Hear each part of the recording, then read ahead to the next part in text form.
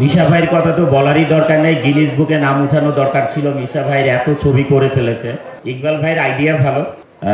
টাকা পয়সার চেয়ে বেশি দরকার হচ্ছে একটা মানুষ টাকাটাকে ইউটিলাইজ করা, মানে স্ক্রিনে যেটাকে দেখানো যায়। তো অনেকেই বলে ছবির বাজেট বেশি কিন্তু স্ক্রিনে খুঁজে পাওয়া যায় না, বাট ইকবাল ভাই যতটুকু খরচ করেছে কিলিমে আমি দেখেছি যে স্ক্রিনে সেটা দেখা গিয়েছে।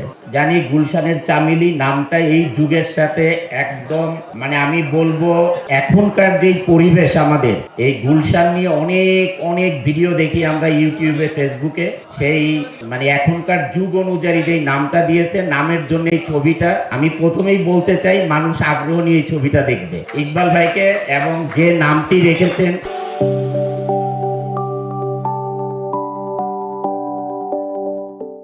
যেই মুভির রাইটার, ওনাকে আমি কৃতজ্ঞতা জানাই এবং ধন্যবাদ জানাচ্ছি।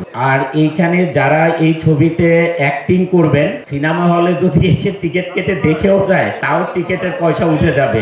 এখানে যে এত লিজেন্ডারি যেই অ্যাক্টররা রয়েছেন, অ্যাক্টার্স রয়েছেন, সবাইকে অনেক অনেক ধন্যবাদ। সবাই ভালো থাকুন। খোদা হাফেজ।